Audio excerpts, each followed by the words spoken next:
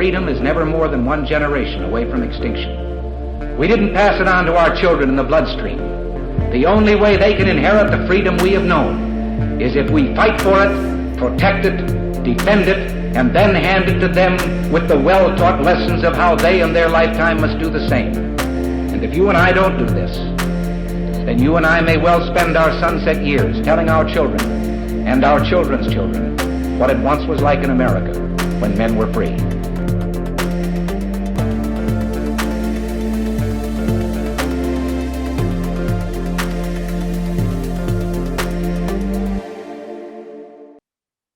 Hey everybody, welcome to episode number 324 of Gun Freedom Radio, where we engage, we educate, and we inform. We are brought to you by AZ Firearms Auctions, where you set the price on guns, ammo, and accessories. I am one of your hosts, Cheryl Todd. And I'm the other guy, Dan Todd. Our theme today is Saving Lives Faster, and our guest is Jim Irvine. He is the director of FASTERSavesLives and the president of the Buckeye Firearms Foundation. With both of these organizations, Jim works with legislators and interested parties to enact positive change to Ohio firearms and self-defense laws. Jim is also a husband, father, and a professional airline pilot. Absolutely. Welcome back to the show, Jim.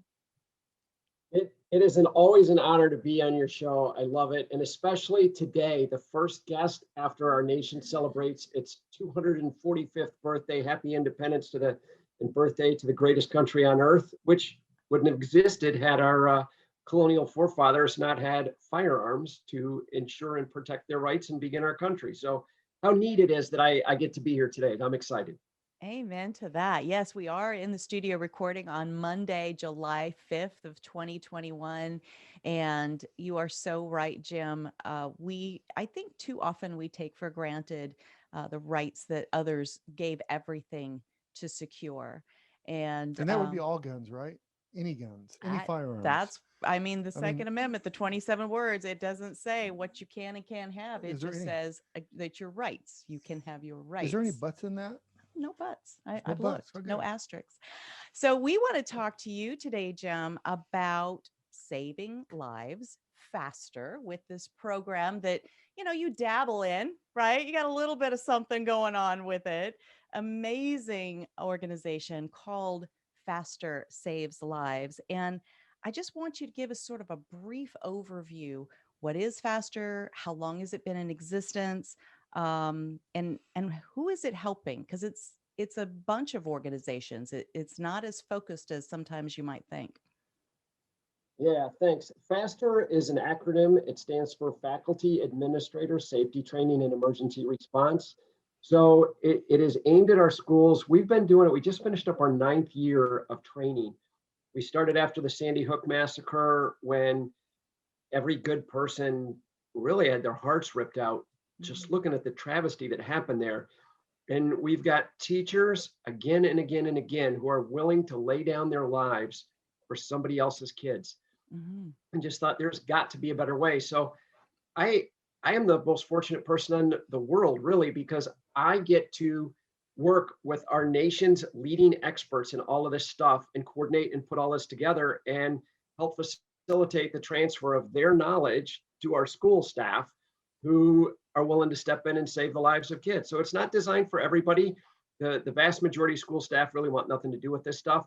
But for those who are already going to step in front of a firing gun and go hand to hand with somebody doing this stuff and killing their kids and lay down and die for our kids, how about we get them some training and skills to live and win for our kids? And that's really what this is designed for with our schools. But it's also been expanded to churches who suffer this stuff. And look, shopping malls and other businesses, nobody's immune from this stuff. So it's expanded to other stuff, but it was targeted for schools. It's still its main focus. And it's so neat that we get to coordinate and work with our nation's experts to do this. And Jim, I understand it's not just for people that want to carry firearms. It's for people who want to emergency training, how to save somebody from bleeding, those kind of things, right? Yeah, the medical aspect gets overlooked, but the trauma care is so critical And that's in our program over the years. That's what has saved a bunch of lives in our schools and school staff out of schools, saving lives with medical care. It's so simple and easy. Look, we have so many people today who learn CPR as kids, or learn first aid, or learn how to run an AED. Those are 3-hour classes. In a 3-hour class, we can teach you how to save 80% plus of war casualties, which is basically what we're looking at in an active killer situation.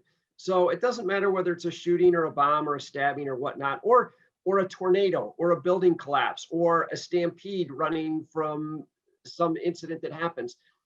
People get injured in so many different ways.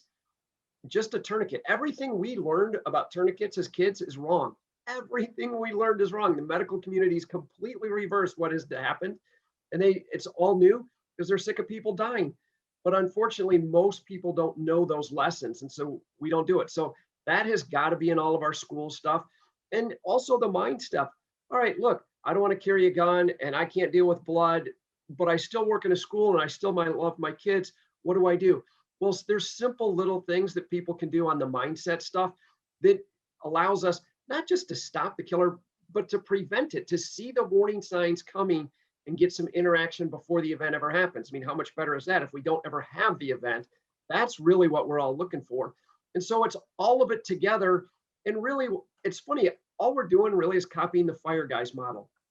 Fire guys have multiple redundant overlapping layers of protection so that any one fails, nobody dies.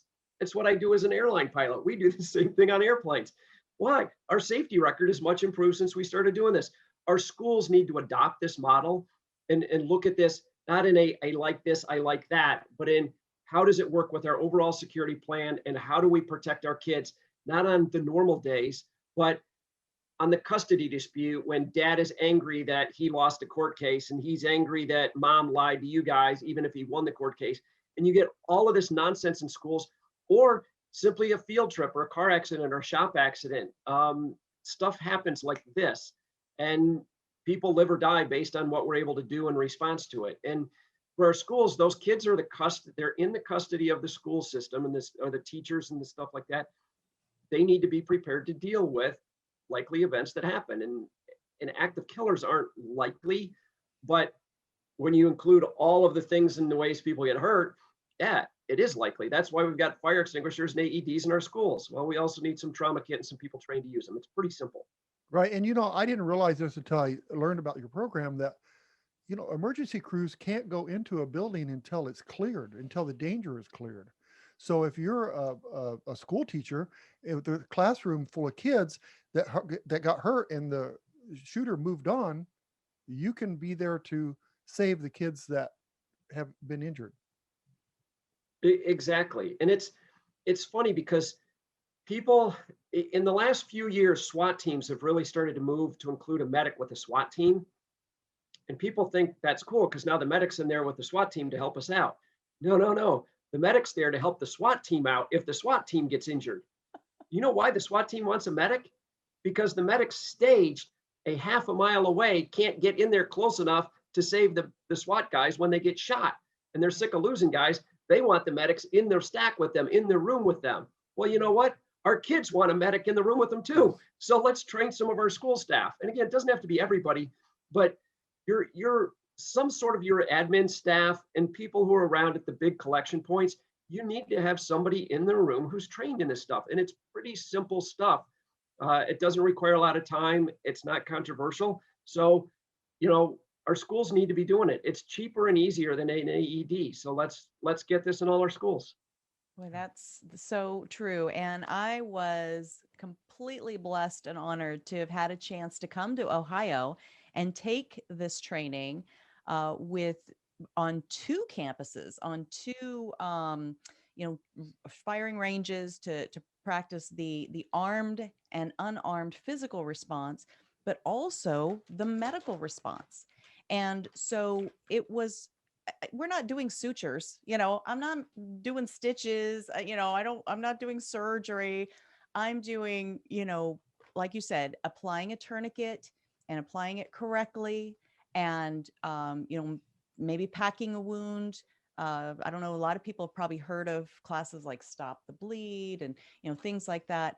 It's that sort of thing that is just the immediacy of trying to save a life long enough for the scene to be cleared and for the professionals to come in and then, take them off to do surgery and sutures and that sort of thing. But we were sent home with this kit, this emergency medical kit. It's a classroom urgent response kit. It has a tourniquet, bandages, a chest seal, compression gauze, some tape, pair of gloves. I think it is such a no-brainer. It is almost unconscionable to think that every single classroom in America wouldn't have something like this, and that every single instructor, teacher, substitute teacher, lunch lady, everybody could take the basic training, have access to something like this. Because you've even told us stories, Jim, about something that happens in shop class, right? That's not even like an active shooter event. That is, stuff happens. People are clumsy. There are sharp instruments around us in the world. And, you could happen on a car accident as kids are coming into school. And if you've got access to something like this, you can save lives, because we always think, well, okay, arming teachers, and that's the roadblock. That's the mental roadblock that everybody gets. And it's like, there's so much more. I think if we lead with the medical training in more of our conversations, it might kind of lower those defenses in people's minds, and they can see. I've heard you use the word negligent. It is negligent to allow somebody to just lay there and be injured and bleeding. And you think calling 911 is, I've done my part, I'm good, right? It's not enough. If you have a lifeguard at a pool and a kid goes under and he sinks to the bottom, are we dialing 911? Yes. Do we need higher medical care? Yes. But if we quit there and go, hey, our job's done, and we leave that kid lay on the bottom of the pool for just 4 or 5 minutes till the ambulance gets there, forget the 45 minutes with an active killer, but just a few minutes till an ambulance gets there. Guess what? That kid's dead. You got your higher medical care, but they can't do anything with a dead body. Yeah. So yeah, that is negligence. And everybody understands, no, that's why you have a lifeguard goes in the pool, gets the kid out. We do mouth to mouth, we get the kid breathing again, and then we transfer a live body to the higher medical care. That's how we save a life. It's the exact same thing in bleeding stuff. And the death toll that in the act of killers is way higher than it should be, because we let people bleed out and die. And it's just, it is not acceptable. It is negligence that is your plan that schools write down is, we're going to dial 911 and wait for somebody else to come in and save the people in our custody. It's not their job to do that. It's the school's job. It's their obligation to us as parents that you have the facilities to do that. Just like they're required to have some staff that know how to run the AEDs that are in the buildings, the defibrillators. I mean, how often does a first grader have a heart attack? That doesn't happen often, folks. But we've got those in the building just in case, because weird things happen. I mean, we got them in our schools in Ohio, not even from a heart problem. An athlete, a healthy athlete in a game gets hit in the chest with a baseball. Yeah. And it puts it into an arrhythmia.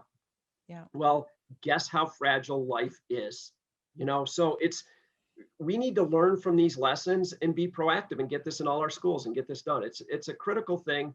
And we need to look at the world differently today, because the world is different today. It's not, we were discussing this morning, we need new bike helmets for my kids. Can we do this? Can we do that? We all grew up riding bikes without helmets. We all survived it. So what's the big deal? Well, ask the Columbus Blue Jackets, who lost one of their goalies last night, who slipped and fell getting out of a hot tub and hit his head.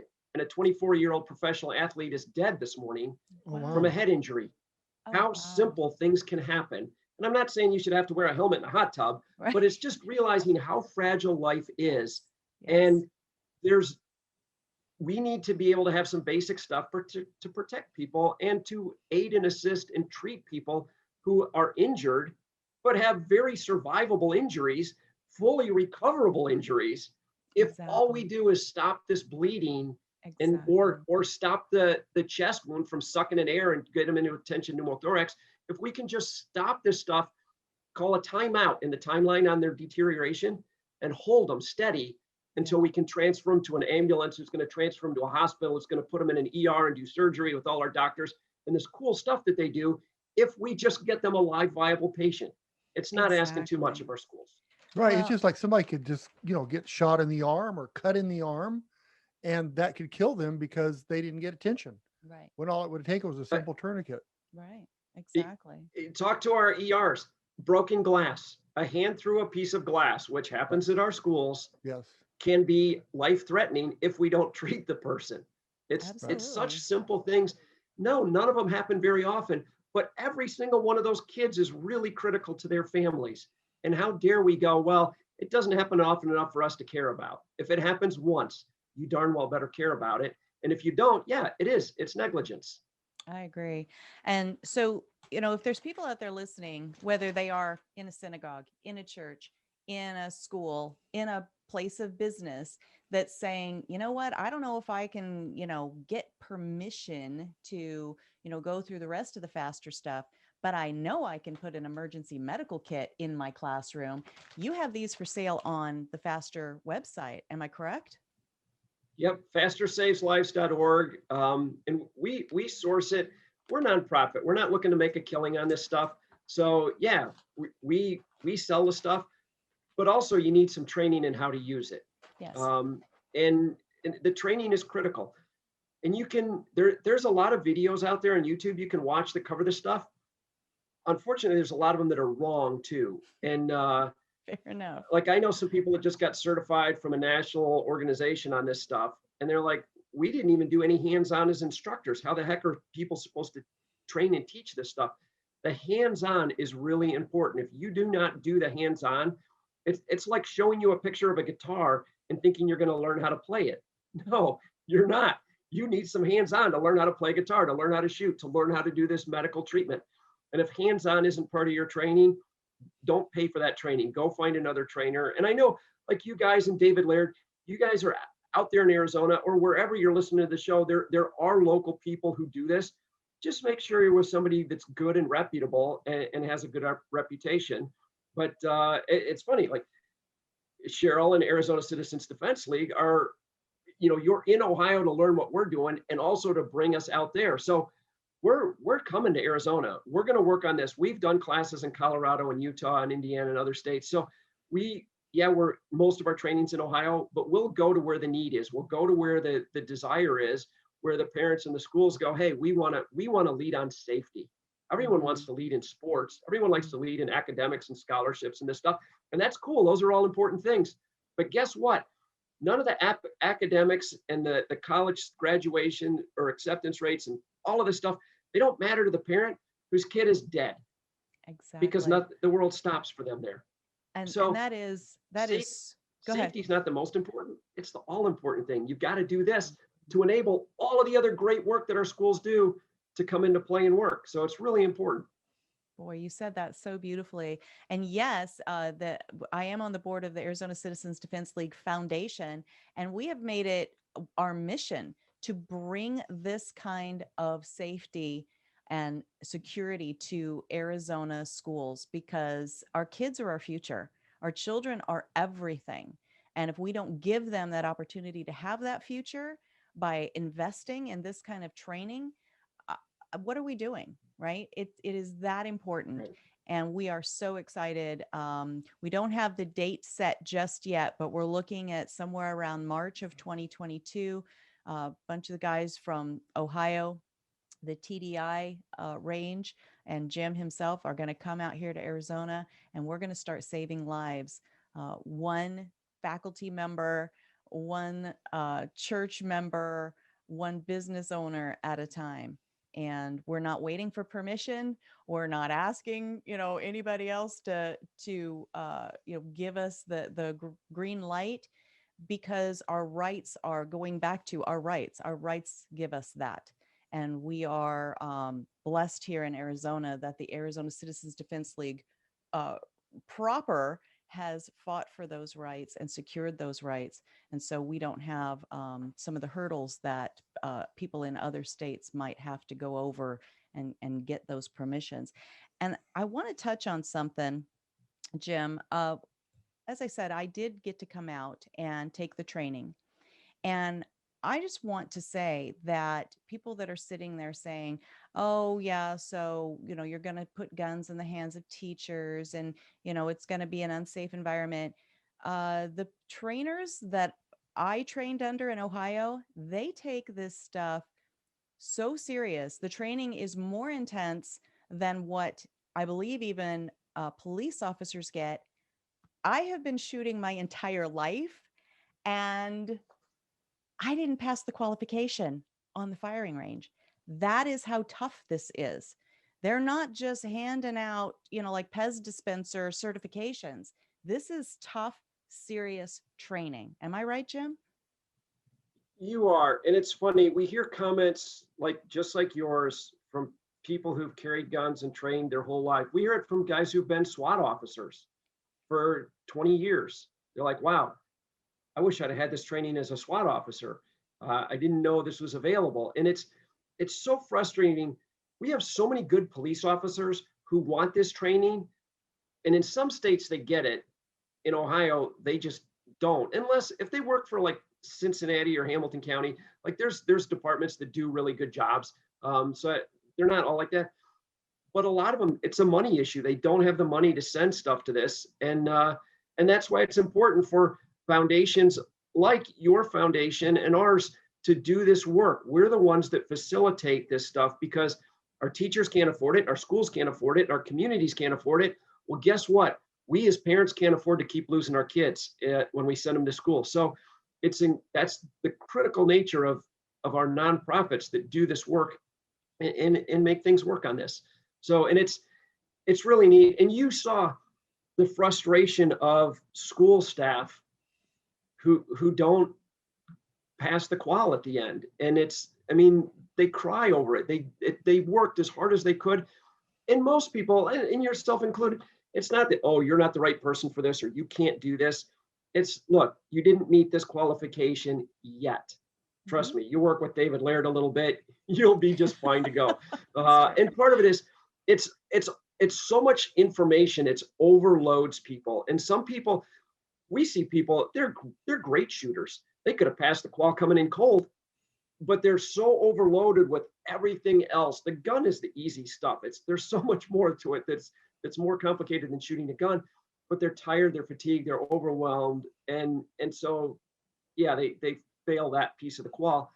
But you also trained with, like I know down at TDI, you're in class with a law enforcement officer who's there, who's done this multiple times. And he's there because he can't get this training as a law enforcement officer. It's not available to him. And he is so thankful that we make it available to him. And we're so thankful that he wants to spend his time and come and do this and work with schools and help them out. And He goes back and helps in all kinds of ways because of who he is and what he does.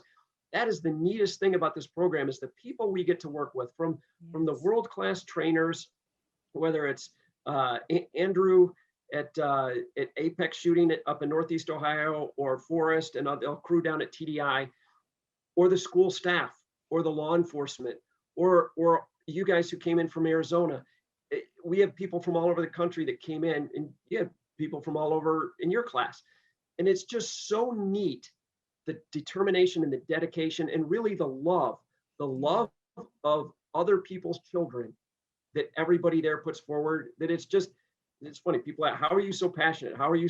I'm like, because I've met the people who will give their lives for my kids. How am I not passionate about somebody who would do that? And like you talk about getting involved and doing stuff, you don't need permission to fight for your life, and you don't need the permission to save some other kid's life. Absolutely. Just do it because it's the right thing to do. And then the other thing I love to adopt is, it's the Russian Spetsnaz saying, if not me, then who? If not now, then when? Exactly. If I'm not willing to step up and do something for my community, for my school, for this kid, who's going to do it? And if I'm not willing to do it today, when is it that I'm going to be willing to help a kid? So it's really a neat motto to live by. That like I say, the Russian Spetsnaz get credit for it. It's their motto. It's their creed. But there's something in there for every good person, whether it's this stuff or your job or raising your kids. If not me, who's going to raise my kids? So it's a neat thing.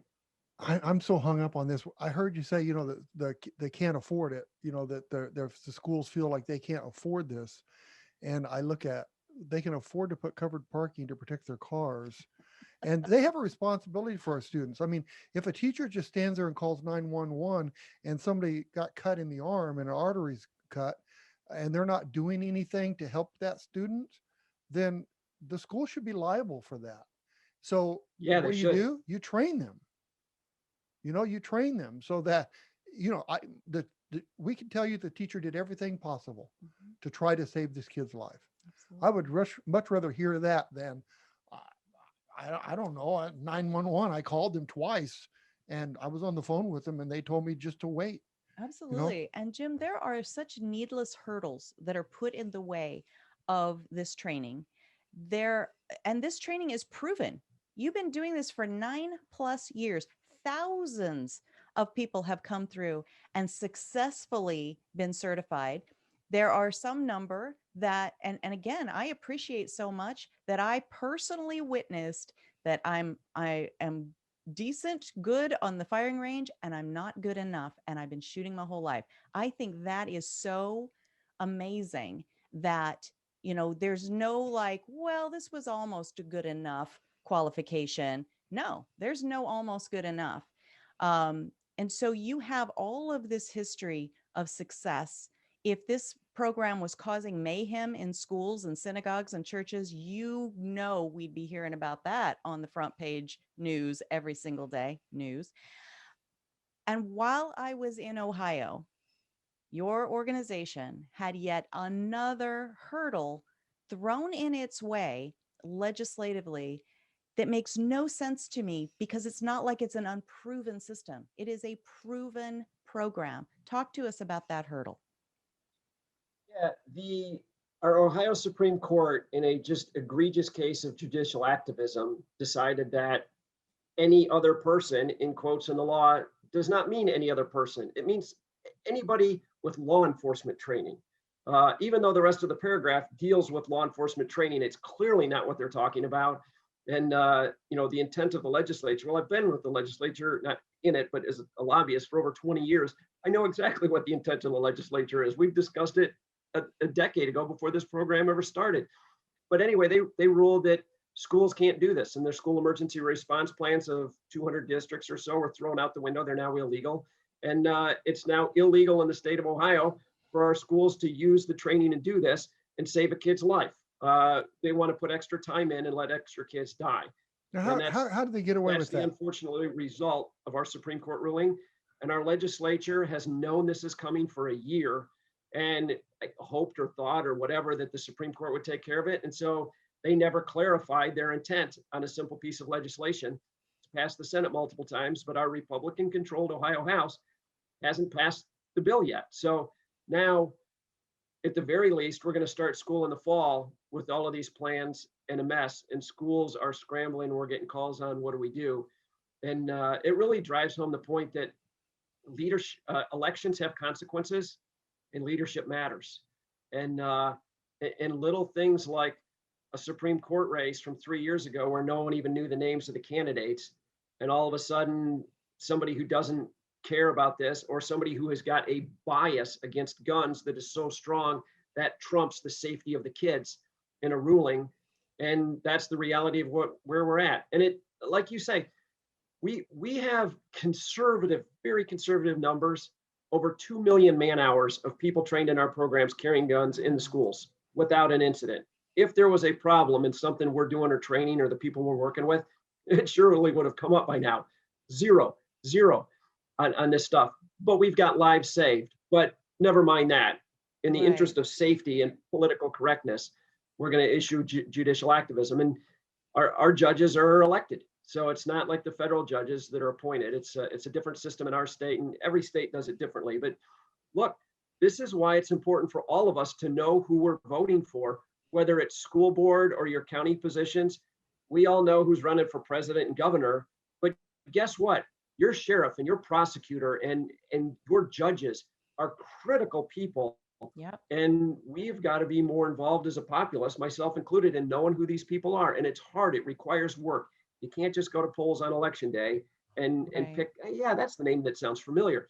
You've got to know who these people are and what they stand for, because they determine not just your future on this or that, but maybe your entire life, the life of your child, which, trust me, you talk to any mom who's lost her child, it's the rest of your life as you know it. Oh, So absolutely. it's worth doing some searches and look at organizations like the Arizona Citizens Defense League or the state group in your state, and use that as a resource to know who's who when you go to the polls. It's really important.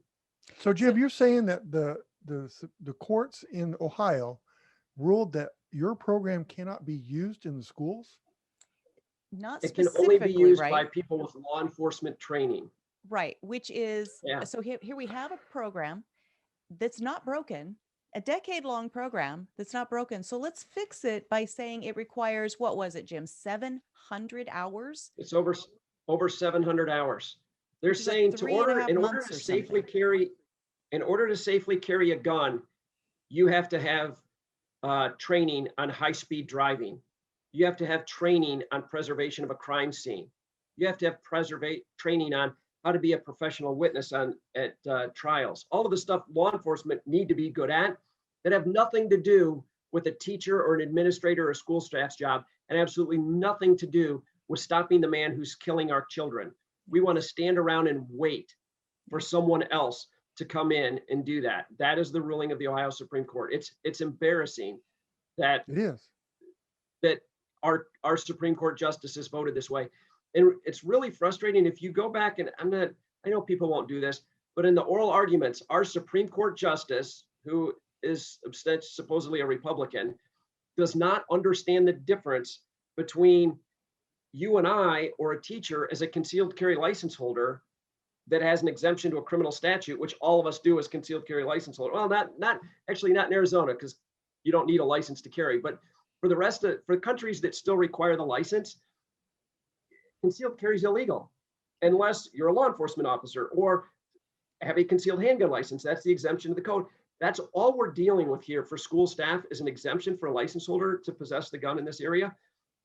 And the court has ruled that no, you can't, because our Supreme Court justice does not understand the difference between a license holder and a law enforcement officer in the scope of their duties. Yes. She thinks the license holder is just like a cop with all law enforcement duties and law. And I'm like, it blows my mind how any competent person, let alone an attorney or a Supreme Court justice, does not understand that distinction. And it's sad and embarrassing for her that she doesn't, and that from the court, as our Supreme Court justice, she makes very clear she doesn't understand that distinction. It's shameful.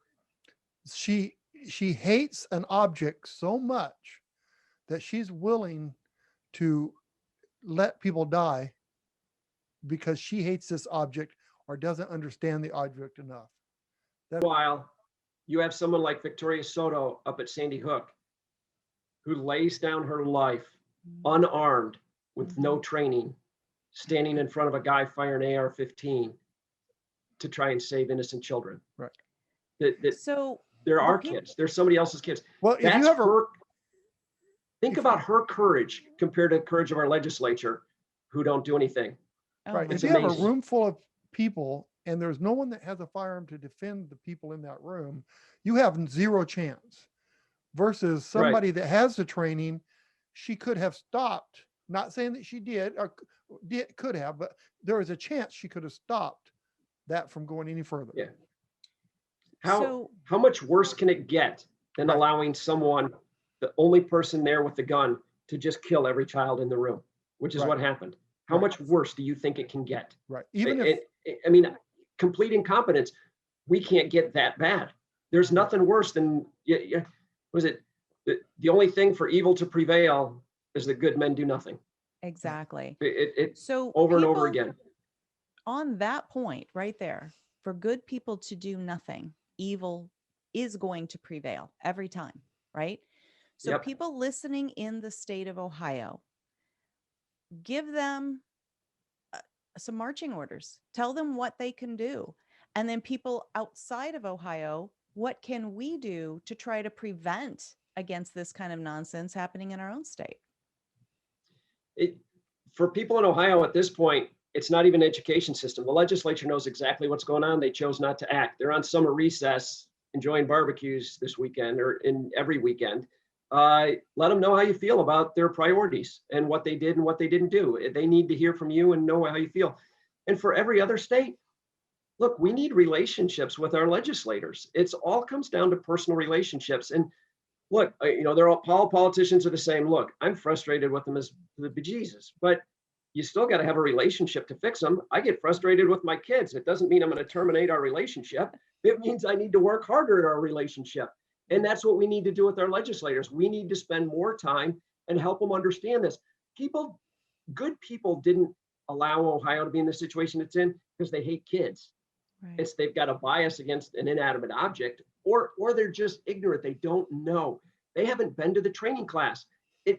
Most of our legislators, 1 to 2 hour drives, have not taken the time to come to 1 day of class. Yet we've got people like Cheryl and David Laird and Mark Zielinski and Dave Kopp, who've traveled from Arizona to spend 5-6 days of their life, 7 days that they give up to come and learn this stuff because you care that much. And I think the most important stuff for your listeners to understand is, hey, if you're willing to do that, support you guys, support your foundation and help you put the pieces together and bring it out here. Talk to hey, if you want to support this concept, hey, do you have a teacher who wants to play ball, who wants to step up and do this? Do you have a principal, an administration, a school board member, something like that, who says, hey, yeah, we want to lead on safety. We want to be part of the first class in out Arizona. Well, you know what? Contact you guys, get involved and join in so that you're part of that first class, because this is going to happen. People ask me about it. Well, are you worried about this? Look, this is going to be the normal throughout the country. It's just going to take some time.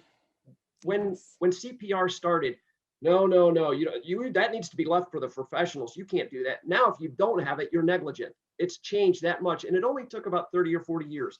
So it's going to come. Every school that has a fire extinguisher in it today, every school that has an AED in it today, every school that has safety locks around their pools and things like that is going to have medical and trauma equipment in it. It's going to have some sort of an armed protection in it, because that is what it takes. We got sick of our kids dying in fires last century. We're sick of them dying in violence this century. We're going to fix it. It's just, I know that will happen. Does your school want to say, yeah, we waited until we were forced to be safe? Or does your school want to say, we were part of that very first class that led the wave on this in Arizona. And if you want to be the leaders on safety, then get involved and let us know. Let's work with Arizona Citizens Defense League, your foundation, and let's work with our foundation and FASTERSavesLives.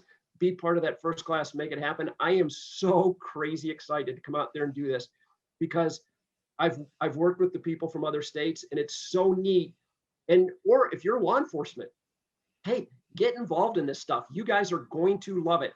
It's funny, when we started, we had police say, they were worried that we were trying to replace the school resource officer, or we're trying to, you don't need them anymore. I'm like, no, we need you not only on that stuff, we need you on a continual basis. We want a relationship between law enforcement and school. That's the neatest thing that's come out of this program is those guys melding together. So many neat things have come out of this that have nothing to do with active killers. They have nothing to do with all this other stuff, but it's made our education community better, and it's made our law enforcement community better. They have thrived off of working together and in the districts. I never saw that coming 10 years ago. That is probably the neatest thing, because it's the everyday stuff that improves on both sides. And they both tell us, wow, we had no idea. Seeing them work together, wow, how cool is that to have a hand in that introduction and helping that out. It's like, this is outside of raising my own 4 kids. This program is the neatest thing I have ever been involved with. And if you'd have told me what I'd be doing 10 years ago, I'd have laughed and said, not even possible. But it's just awesome. And I know it's so neat that several of you have come out from Arizona, took your time to come out here and train with us. And now I know you're personally invested in this, and I know you're back there working on it. And God bless you for who you are and what you do. It's so neat that what's going to come out of this. Cheryl, it's just like I told you, I don't know, a couple months ago when we were talking about this. I know for certain that you will save a life out of this. I can guarantee it because I know the numbers on it. I don't know who, I don't know when, I don't know where, and I don't even know that you'll know who it was. But because I know who you are and I know what you do and I know you care, I guarantee you'll save a life, probably a lot more, because of who you are and what you're doing. I agree with that. And you How know neat what, is it Jim? that I get to call you a friend? Oh, Awesome. and back at you, 100%. She got back last week, and she's already been to the range twice to It's better true. herself, because Cheryl's the kind of person that it's just like, no, it can't be just medium. It's got to be, I'm the best. Mhm. She's going to be the best that she can be at it, and she's going to work at it, and she's going to promote this because it needs to be done. Yeah, it's a have to for Right. sure. And I say, woe to the legislators and the Supreme Court in Ohio. The first time something tragic happens in one of these schools that already had gone through the Faster Saves Lives training, and then were basically told to stand down and step away Yeah. because of some arbitrary decision about 700 hours of training that, as you said, police training, 700 hours. Well, what do police do? They do all those other things that staff and administration And very don't little on need to firearm do. training. And It's, yeah, I mean, consider, yeah, really, they there's that. don't put enough time in firearms. There are police officers I know, they don't spend a lot of time with firearms. Basically, No. whenever they need to go qual, they Yeah. step up for a week or two with practice, but otherwise it's not on their radar. And that's not to denigrate No. anybody. It's just to put things into It's what perspective. it is. And these teachers, it's while not- I was there, Yeah, it's not their job to come save the people in somebody else's custody. That's Yeah. not a police officer's job. right. And they can't do it. It's nothing, there's nothing wrong with them. That's their job, is to clean up after the accident. They can't stop someone from running a red light and T-boning you on the way home today. They Right. can't do it. And it's not their job, and we shouldn't expect them to do it. How ridiculous is that? Well, guess what? They can't stop the person from killing the kids when they're not there. Right. It's impossible for them. The best guy in the world can't do it. Right. Well, we Respect are our police for who they are and what they do. It's a crazy hard job. And the vast majority of them do awesome at the stuff they do. But shame on our schools for not doing their job. They need to step their game up. You know, I just Absolutely. wondered, like in Ohio, let's just say that you could shop for your students to go to your kids to go to school. If you could shop and pick Right. the school, and you had the schools that had Faster Saves Lives, and you had the ones that didn't, there'd be 7 people at that school and 4,000 at the other school, Yeah, because my kids would be Well- at that school, right? absolutely. It's funny because we run into school staff who are like, well, wait a minute. Look, I know some of our law enforcement, and even them, I'm not comfortable with, because I know the level of their training. And we said, well, look, so here's where you're at right now. You're either going to bet on the random response of whatever law enforcement shows up whenever they show up, or you get to pick and choose who of your trusted staff go to the training and are going to respond. Do you want to pick the best of your people or the average of theirs? And they're like, oh, we hadn't looked at it like that. I'm like, folks, this is in your court. You can choose however you want. The only other funny thing about this ruling is, not funny, it's tragic. Yeah. This ruling only applies to school staff. So they can't employ their trusted employee. They can't authorize their trusted employees to carry a gun, but they can anyone who doesn't work the school, all the strangers in the world can carry guns with no training at all. That's fine. That's fine. That's legal. Yeah. It's just our school staff who show a vested interest in our children's lives. They're the ones who's dangerous on this. And That's Jim, I their just- ruling. That's and how Jim- insane it is. Yeah, and we want to make it clear that, not every teacher, this is not for every teacher. No. There are some teachers that don't want it, don't want the responsibility, don't care, or can't. Yeah. We're talking about people that want to save children's lives, Right. want to be there in case there is a problem. Right. And it's not just about want, then it's about the training, because I experienced it firsthand. We had, scenario training, which is invaluable. my mind has stayed so busy with those scenario trainings, which I actually did quite well with, but there's still things that I go back and I think, oh, I could have done that better. I could have done that faster. Did I even remember to do that thing? Right. And so until Right. you are in the scenario, even to practice it and pretend it is so impactful. It makes you realize how long a minute really is. It's Yeah. insane. And also the point on this isn't for everybody. We have people who come to this class who are excited, and then in the class they realize, hey, this is too big of an ask for me. I haven't thought about all of the stuff you're asking us to do. And they self-select out. And we have people who are great shooters who realize, hey, this is not at all what I was thinking, because they're used to shooting on a range. They're used to shooting in IDPA and on other stuff. This is a totally different world and different stuff we're discussing here. And God bless the person who's able to come to us and say, you know what, I'm not the right person. And especially superintendents and principals who typically will come and they'll go, I'm not the right person for this job. Mm-hmm. But now that I understand it, I know who to pick on my staff. I'm going to send people next year who are better for this. And so, cool. I admire the daylights out of anyone who realizes this is not me, but now that I understand it, I know who it is, because what's important to me is the safety of my staff and my students. And that is the majority of our school staff people. And it doesn't matter whether, oh, they're liberal or they're conservative or they're pro-gun, they're anti-gun, they're this, that, yin, yang. It doesn't matter. Almost all of our school staff, even the horrible ones, still care about the kids. Yeah. Even bad people still love children. So once we get past this bias and realize that, if we can focus on what is best for the child, what is best for safety, then we're all on the same page. None of this other stuff matters anymore. We work with anybody anywhere on this stuff. If you put the safety of the kids first, we'll show you why what we're doing works. And if we're wrong, show us where we're wrong and we'll change it, because I want to be fighting for what is the safest course of action.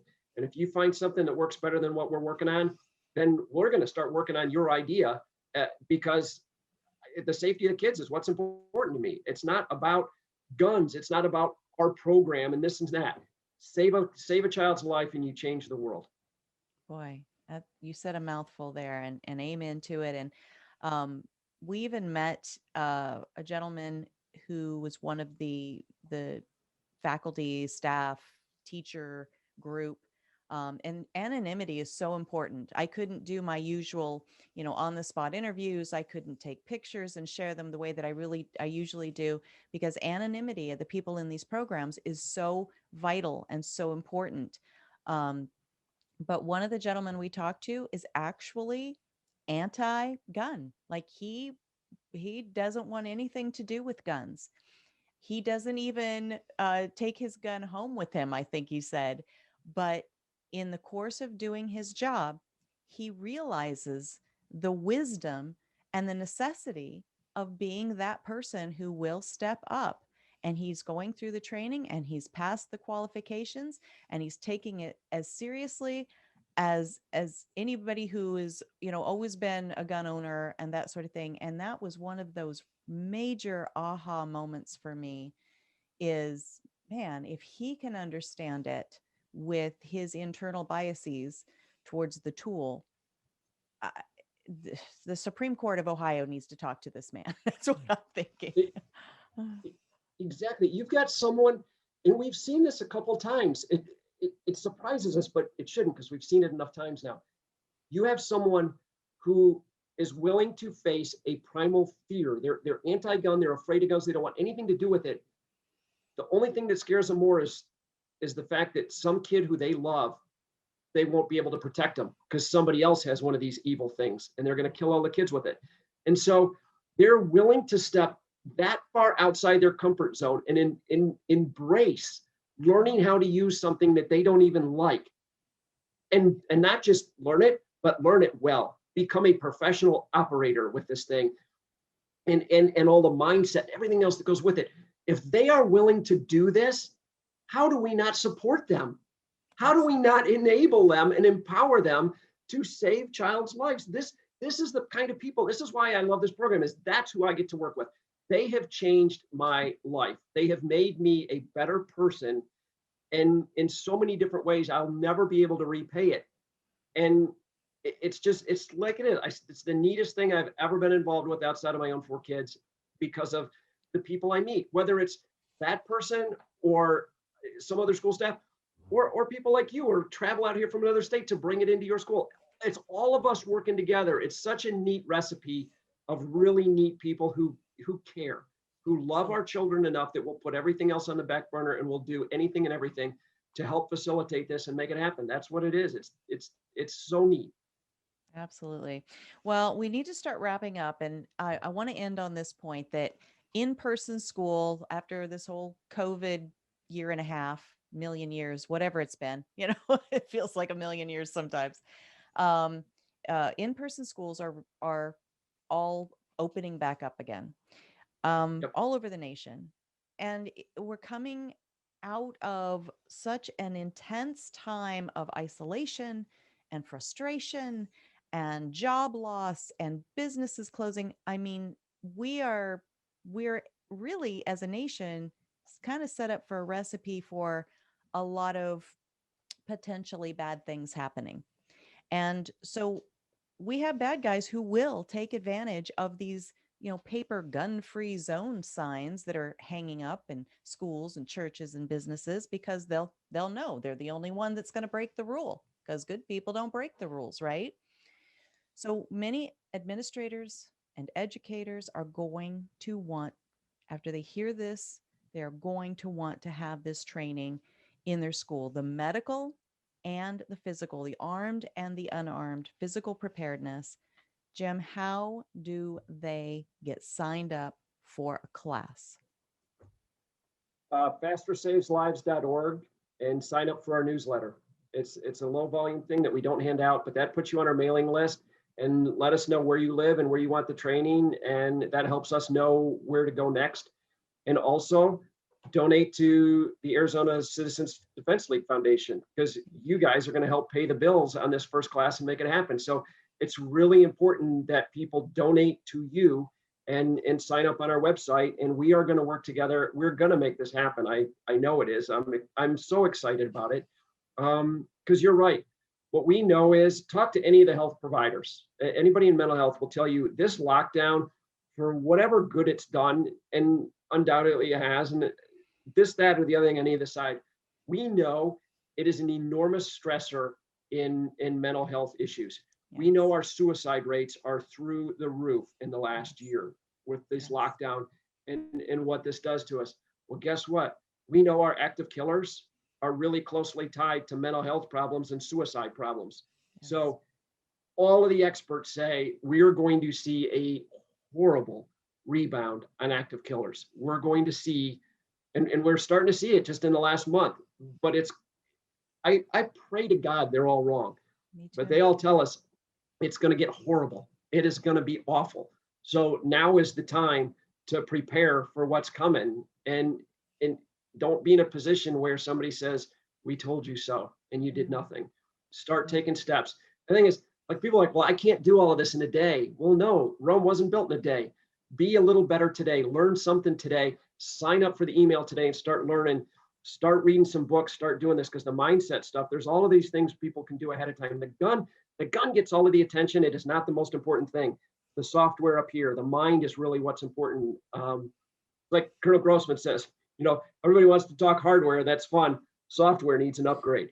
And we do. We need, if our killers are evolving, we can see this, track them over 50 years and look at what they do. The killer is evolving and they're getting better at killing our kids.